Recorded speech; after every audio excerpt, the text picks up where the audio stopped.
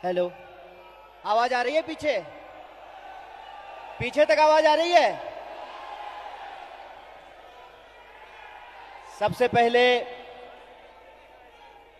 Youth Congress के national convention में आए हुए भारत की अलग अलग इलाके से, अलग अलग प्रांत से आए हुए यूथ कांग्रेस के सभी कार्यकर्ताओं का और बुनियाद भारत के इस कार्यक्रम में शरीक लेने वाले, पार्टिसिपेट करने वाले भारतीय राष्ट्रीय कांग्रेस के एक एक कार्यकर्ताओं का, सम्मानित भारत यात्रियों का और यूथ कांग्रेस के सभी कार्यकर्ताओं और पदाधिकारियों का क्रांतिकारी अभिनंदन करता हूं, उनका इस्तकबाल करता हूं। और मैं विशेष रूप से धन्यवाद देना चाहता हूं यूथ कांग्रेस के राष्ट्रीय अध्यक्ष श्री बीवी श्रीनिवास जी को, यूथ कांग्रेस के प्रभारी कृष्णा अल्लावरू जी को, कि उन्होंने आज सभी भारत यात्रियों के साथ साथ मुझे भी इस मंच पर आने का मौका दिया है। इसीलिए एनएसयूआई की तरफ से, भारतीय राष्ट्रीय कांग्रेस के एक आम कार्यकर्ताओं की ओर से मैं यूथ कांग्रेस की पूरी कमेटी को आभार व्यक्त करता हूं, उनको धन्यवाद देता हूं। दोस्तों, वैसे तो इस मंच पे एक से एक नेता, कार्यकर्ता, कलाकार, बुद्धिजीवी, सिविल सोसाइटी के मेंबर, तमाम तरह के लोग आए हैं, उन्होंने अपनी बात रखी है। हमारे पास कुछ अलग कहने के लिए नहीं है, कुछ अलग बोलने के लिए नहीं है, लेकिन मैं दो महत्वपूर्ण बात आपसे करना चाहता हूं।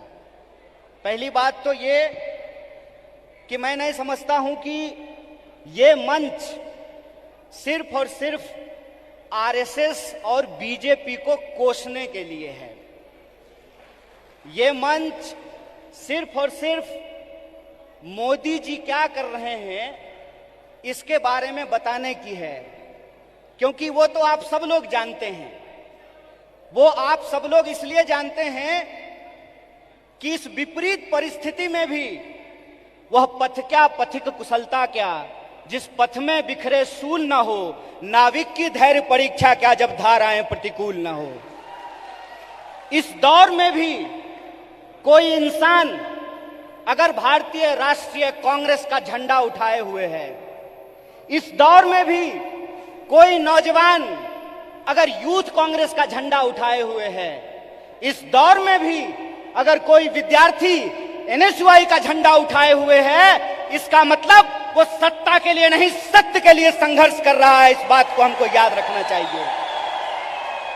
इसलिए बीजेपी क्या है, मोदी जी क्या हैं, आरएसएस क्या है, मैं इन चीजों पे अपना वक्त जाया नहीं करना चाहता हूं, क्योंकि हमारे वरिष्ठ नेताओं ने, हमारे वरिष्ठ साथियों ने, हमारे वरिष्ठ कार्यकर्ताओं ने इस बात को बखूबी समझा दिया है। वो क्या कर रहे हैं ये हम जानते हैं। हमको ये समझना होगा कि हमको क्या करना है। आज जब हम इस कार्यक्रम में शामिल हो रहे हैं, जिस कार्यक्रम का नाम है बेहतर भारत की बुनियाद, तो हमारा फोकस इस बात पे होना चाहिए कि यूथ कांग्रेस का कार्यकर्ता होने के नाते, भारतीय राष्ट्रीय कांग्रेस का कार्यकर्ता होने के नाते, एनएसयूआई का कार्यकर्ता होने के नाते, सेवा दल का कार्यकर्ता होने के नाते, महिला कांग्रेस का कार्यकर्ता होने के नाते, इंटक का कांग्रेस कार्यकर्ता होने के नाते, किसान सभा का कार्यकर्ता होने के नाते हम इस देश की बुनियाद के लिए क्या करना चाहते हैं। इसीलिए आपको अपनी जिम्मेवारी समझनी पड़ेगी। कितना गंभीर दायित्व आपके कंधे पे है, इस बात को आपको समझना पड़ेगा। आज देश की बागडोर पंडित जवाहरलाल नेहरू के हाथ में नहीं है, कि जिन्होंने किताब लिखी थी डिस्कवरी ऑफ इंडिया। आज देश की बागडोर डॉक्टर बाबा साहब भीमराव अंबेडकर के हाथ में नहीं है। जो विदेश पढ़ करके आए थे और इस देश की ड्राफ्टिंग कमेटी में कॉन्स्टिट्यूशन को लिखने का काम किया, बनाने का काम किया। आज देश की बागडोर 23 साल की उम्र में हंसते हंसते फांसी के फंदे पे झूल जाने वाले शहीद आजम भगत सिंह के हाथ में नहीं है। आज देश की बागडोर एक ऐसे इंसान के हाथ में है जो अपनी पत्नी की जिम्मेवारी ना उठाया हो, वो देश की जिम्मेवारी उठाएगा। बताइए, आज देश की बागडोर एक ऐसे हाथ में है जो कहता है कि पीएफआई के नाम में भी इंडिया है। मतलब कुत्ता को भी 4 पैर होता है, गधा को भी 4 पैर होता है, इसलिए सारे गधे कुत्ते हैं। अगर ये रीजनिंग मैं लगाऊं, जो रीजनिंग इस देश के प्रधानमंत्री ने लगाया है, तो मैं ये कह सकता हूं ना कि प्रधानमंत्री जी को भी 2 आंख है और गधा को भी 2 आंख होता है। बोलिए, मैं ये बात क्यों कह रहा हूं? मेरा कोई मकसद नहीं है कि मैं भाजपा, मोदी और आरएसएस की चर्चा करूं। मैं सिर्फ आपको बता रहा हूं कि कितनी गंभीर परिस्थिति में आज हम खड़े हैं। इतनी गंभीर परिस्थिति में खड़े हैं कि संस्थाओं को तो छोड़ दीजिए, व्यक्तियों को भी बोलने का अधिकार नहीं है। इसीलिए जब आज आप यूथ कांग्रेस का झंडा अपने हाथ में उठाए हुए हैं, जब आप कहते हैं यूथ कांग्रेस जिंदाबाद, इसका क्या मतलब है? इसका मतलब यह है कि जिस देश की 55% आबादी नौजवान हो, जिस देश में दुनिया का हर 5वां युवक भारतीय हो, जिस देश में 45 साल में सबसे ज्यादा बेरोजगारी हो, और जिस देश में जिस दिन कारगिल विजय दिवस मनाया जा रहा था, उससे ठीक कुछ दिन पहले कारगिल में लड़ने वाले शहीदों के परिवार के साथ कैसी नग्नता की गई है, ये वीडियो आप लोगों ने देखा है। इसीलिए आप अपनी जिम्मेवारी को समझिए। आप इस गंभीर समय में जो आपकी भूमिका है उसको आपको समझने पड़ेगी। और मेरा मानना बिल्कुल साफ है, जैसे बिना विचार की कोई राजनीति नहीं होती है, उसी तरह से बिना नौजवान के, बिना विद्यार्थी के कोई पार्टी सत्ता में नहीं आ सकती है। इस बात को याद रखिएगा। अगर आप चाहते हैं कि इस देश में सत्य का शासन हो और सत्ता पे बैठे हुए लोगों का जो अहंकार है, उस अहंकार को चकनाचूर किया जाए, जिस लोकतंत्र की बुनियाद पर, जिस जमहूरियत के दम पर आज उनको कुर्सी पे बिठाई गई है, अगर आप उनको नीचे उतारना चाहते हैं तो इस बात को आपको समझना पड़ेगा कि इस देश के नौजवानों और विद्यार्थियों को सबसे बड़ी भूमिका निभानी पड़ेगी। अगर भारतीय राष्ट्रीय कांग्रेस शरीर है तो एनएसयूआई और यूथ कांग्रेस को दोनों हाथ बनना पड़ेगा। यह बात हम लोगों को समझना होगा। जब तक इस देश का फर्स्ट टाइम वोटर, जिसके मैसेज में, जिसके स्नैपचैट पे, जिसके इंस्टाग्राम में, जिसके व्हाट्सएप पे झूठ परोस करके, मिस इंफॉर्मेशन परोस करके उनको गुमराह किया गया है, जब तक उनके सामने हम सच्चाई लेकर के नहीं जाएंगे, जब तक हम घर घर नहीं पहुंचेंगे, जब तक हम स्कूल स्कूल नहीं पहुंचेंगे, विश्वविद्यालय विश्वविद्यालय नहीं पहुंचेंगे, तब तक इस सत्ता पे बैठे हुए लोगों को हम सत्ता से बाहर नहीं कर सकते हैं और लोकतंत्र को बचा नहीं सकते हैं। जो सवाल है यहां पर कि भारत का बुनियाद क्या है? भारत का बुनियाद है इंडिया। यह बात हम लोगों को समझना पड़ेगा। भारत का बुनियाद है इंडिया, और वो जो इंडिया है, वो इंडिया एक सोच है, और वो सोच को हमको एक एक कार्यकर्ता को अपने व्यवहार में लेकर के आना पड़ेगा। अगर हम महात्मा गांधी का उदाहरण आपके सामने रखें तो किस तरह का एग्जाम्पल हमको देखने का मिलता है। गांधी जी ऐसे नहीं थे कि बुनियाद भारत के कार्यक्रम में आए हैं, कर्नाटक में सरकार भी है तो थोड़ा फोटो वोटो खिंचा करके चल देंगे। ऐसे नहीं होगा। ये मैं आपकी आलोचना नहीं कर रहा हूं, ये मैं अपनी आलोचना कर रहा हूं। गांधीवादी तरीका यह है कि चंपारण में जब किसान लड़ रहे थे तो गांधी जी शहर छोड़ करके चंपारण चले गए, वहीं आश्रम बना दिया, महीनों तक लड़ते रहे और अंग्रेजों को धूल चटा दिया। ये गांधीवादी तरीका है। 100 समस्याएं होंगी, 100 समस्याएं होंगी, 1000 समस्याएं होंगी। बतौर फ्रंटल ऑर्गेनाइजेशन मैं बार बार कह रहा हूं, भारतीय राष्ट्रीय कांग्रेस तभी मजबूत हो सकता है जब यूथ कांग्रेस और एनएसवाई मजबूत होगा। इस बात का संकल्प हमको लेना पड़ेगा। और वो मजबूती कैसे होगी? वो मजबूती ऐसे होगी, गांधीवादी तरीके से होगी कि हम एक समस्या को उठाएंगे, लगातार आंदोलन करेंगे और जब तक सरकार और प्रशासन को झुका ना दें, अपने आंदोलन को वापस नहीं लेंगे। ये तरीका हमको अपनाना पड़ेगा। और एक बात याद रखिएगा, जब आप आंदोलन जीतते हैं, जब आप संघर्ष को जीतते हैं, तो टिकट का सवाल अपने आप सॉल्व हो जाता है। यह बात मैं इसलिए कह रहा हूं कि शायद लोगों को इस देश के इतिहास को दोबारा जाकर के देखने की जरूरत है। क्यों? क्योंकि हम उस पार्टी से हैं जिस पार्टी ने इस देश को आजादी दिलाई है। अभी कलाकार ने आजादी की बात की, हाथों की आजादी की बात की, देश की आजादी की बात की, तो एक एक भारतीय राष्ट्रीय कांग्रेस के कार्यकर्ता को गर्व से यह बात कहनी चाहिए कि हम वो लोग हैं जो इस देश को आजादी दिलाए हैं और आजाद देश में आजादी को बचाएंगे भी। इस बात को हमको याद रखना है।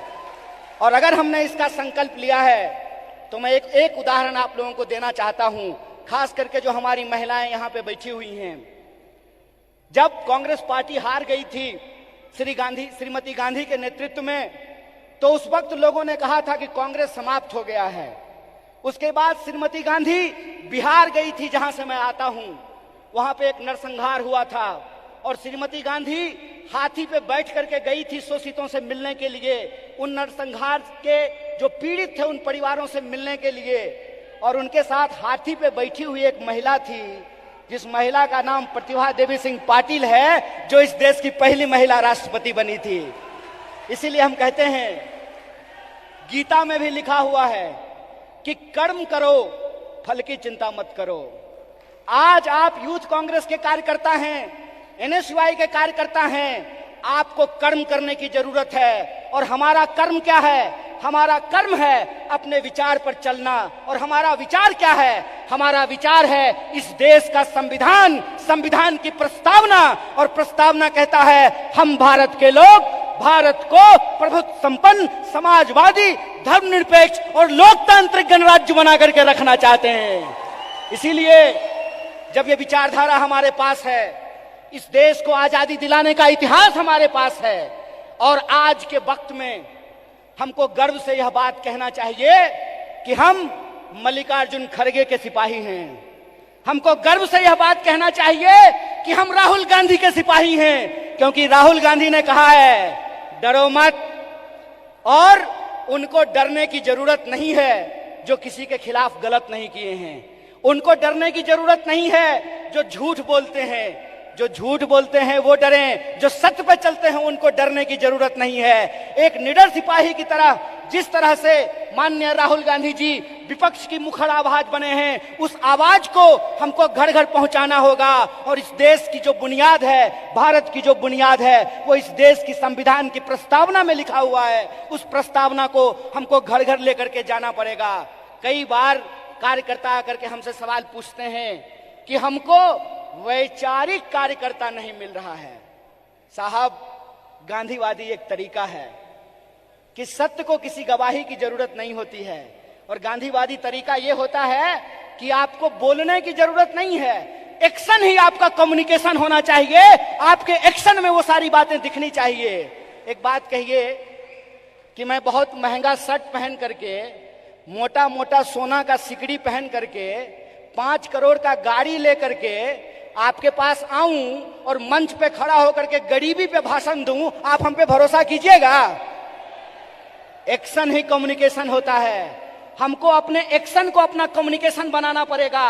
और हमारा कम्युनिकेशन बिल्कुल साफ है, हमारा कम्युनिकेशन बिल्कुल साफ है कि यह देश सबका था, सबका है और सबका रहेगा। यह हमारा संकल्प है। हमारा संकल्प है कि इस देश में पैदा होने वाला कोई भी व्यक्ति, चाहे उसकी जाति कुछ भी हो, इस देश में पैदा होने वाला कोई भी इंसान, चाहे उसका लिंग कुछ भी हो, इस देश में पैदा होने वाला कोई भी मनुष्य, चाहे उसका धर्म कुछ भी हो, वो इस देश का नागरिक है। और नागरिक होने का मतलब होता है कि राजा का बेटा राजा नहीं बनेगा। लोकतंत्र में वोट से तय होगा कि हमारा शासक कौन बनेगा। और यह जो लोकतंत्र है, यह लोकतंत्र ही भारत की बुनियाद है। यह लोकतंत्र ही भारत की बुनियाद है। और इसी लोकतंत्र को बचाने का काम यूथ कांग्रेस के एक एक कार्यकर्ताओं को करना पड़ेगा। हम जो झंडा अपने कंधे पे लिए हैं, यह झंडा सिर्फ एमपी एमएलए बनने के लिए नहीं है, यह झंडा इस देश की आजादी को बचाने के लिए। इस बात को याद रखिएगा। इस देश में दो तरह के लोगों के बीच लड़ाइयां हो रही है। इस मुल्क में दो तरह के लोग हैं। एक वो लोग हैं जो नफरत फैलाते हैं, एक वो लोग हैं जो इंसान को आपस में बांटते हैं, एक वो लोग हैं जो ऊंच नीच करते हैं, एक वो लोग हैं जो इंसान को लड़ा करके इस देश की शक्ति को कमजोर करते हैं। एक हम वो लोग हैं जो नफरत के खिलाफ हमको मोहब्बत की आवाज को बुलंद करना पड़ेगा। और आखिरी बात अपनी बोल करके खत्म करूंगा। जब साहब गा रहे थे तो इनकलाब की बात कर रहे थे, लेकिन हमारे कुछ कार्यकर्ता उसको मोहब्बत की तरह ले रहे थे। तो आखिरी बात बोल करके खत्म करूंगा कि जो नौजवान इश्क नहीं करता वो इनकलाब भी नहीं कर सकता है। जो इंसान मोहब्बत नहीं कर सकता वो परिवर्तन भी नहीं कर सकता है। हम इश्क करेंगे, नफरत को हराएंगे, संविधान की आवाज को बुलंद करके इनकलाब लेकर के आएंगे। और हम उस रास्ते पे चलेंगे जिस रास्ते पे महात्मा गांधी ने चला और एकता का संदेश दिया। हम उस रास्ते पे चलेंगे जिस पर पंडित जवाहरलाल नेहरू ने चला और साहस का परिचय दिया। हम उस रास्ते पर चलेंगे जिस पर डॉक्टर बाबा साहब भीमराव अंबेडकर चले और समानता का बात किया। हम भगत सिंह के वासी हैं, हम भगत सिंह के वासिंदे हैं, हम भगत सिंह के वारिस हैं। हमको भगत सिंह के सपनों का देश बनाना है, गांधी के रास्ते पे चलना है और अंबेडकर के विचारों को आगे लेकर के जाना है। इसी आशा और विश्वास के साथ कि भारत की बुनियाद इंडिया में है और इंडिया की जो शक्ति है उसको हमको जोड़ना है। एक आखिरी नारा बोल करके अपनी बात को खत्म करूंगा।